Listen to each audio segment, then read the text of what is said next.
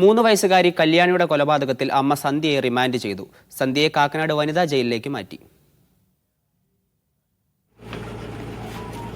വിവരങ്ങളുമായി Lydia Jacob ഉണ്ട്. Lydia, എത്ര ദിവസത്തേക്കാണ് പ്രതിയെ റിമാൻഡ് ചെയ്തിരിക്കുന്നത്? മറ്റെന്തൊക്കെ വിവരങ്ങളാണ് നൽകാൻ കഴിയുന്നത്?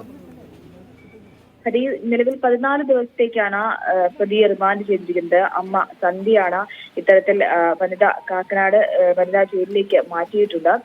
പ്രധാനമായും പറയേണ്ടത് ഇന്ന് ഏകദേശം രാത്രിയോടെ, അതായത് ഏകദേശം 9 മണിയോടെയാണ് മജിസ്ട്രേറ്റിന് മുന്നിൽ ഹാജരാക്കിയത്. വൈദ്യപരിശോധനയ്ക്ക് ശേഷം ആലുവ ജില്ലാ ആശുപത്രിയിൽ നടത്തിയ വൈദ്യപരിശോധനയ്ക്ക് ശേഷം മജിസ്ട്രേറ്റിന് മുന്നിൽ ഹാജരാക്കി. തുടർന്നാണ് ഇപ്പോൾ റിമാൻഡ് ചെയ്തിരിക്കുന്നത്. 14 ദിവസത്തേക്ക് റിമാൻഡ് ചെയ്തിരിക്കുന്നത്. പ്രധാനമായും പോലീസ് ഇതിൽ അന്വേഷിക്കുന്നത് ഇനി കണ്ടെത്താനുള്ളത് എന്താണ് കൊലപാതകത്തിന്റെ കാരണം എന്നുള്ളതാണ്. മാത്രമല്ല മറ്റ് കാരണങ്ങൾ എന്തെങ്കിലും ഉണ്ടോ, അല്ലെങ്കിൽ ഈ ഭർത്തൃ വീട്ടുകാരുടെ മാനസിക പീഡനം എന്നുള്ളതൊക്കെ കുടുംബത്തിന്റെ ആരോപണങ്ങളും കാര്യങ്ങളും ഒക്കെ ഉണ്ടായിരുന്നു.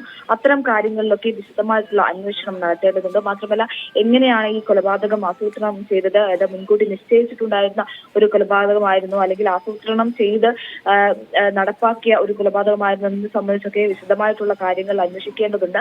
അത് വരും ദിവസങ്ങളിൽ പോലീസ് അന്വേഷിക്കും. പ്രധാനമായും വരും ദിവസങ്ങളിൽ ബന്ധുക്കളുടെ വിശദമായിട്ടുള്ള മൊഴി രേഖപ്പെടുത്തും. ഈ സന്ധ്യയുടെ ഭർത്താവിന്റെയും ഒപ്പം മറ്റു കുടുംബാംഗങ്ങളുടെയും ഒക്കെ മൊഴിയാണ് പ്രധാനമായും രേഖപ്പെടുത്തുക. മാത്രമല്ല മറ്റ് ഈ മുൻപ് സൂചിപ്പിച്ചതുപോലെയുള്ള അന്വേഷണങ്ങളും കാര്യങ്ങളും ഒക്കെ വിശദമായി തന്നെ പോലീസ് നടത്തും. പോലീസ് ഉടനെ തന്നെ കസ്റ്റഡി അപേക്ഷ നൽകുകയും ചെയ്യും. കസ്റ്റഡിയിലെടുത്ത് ചോദ്യം ചെയ്യേണ്ടതുണ്ട്. ഒപ്പം തെളിവുകളടക്കം പരിശോധിച്ച് തെളിവെടുപ്പൊക്കെ നടത്തേണ്ടതുണ്ട്.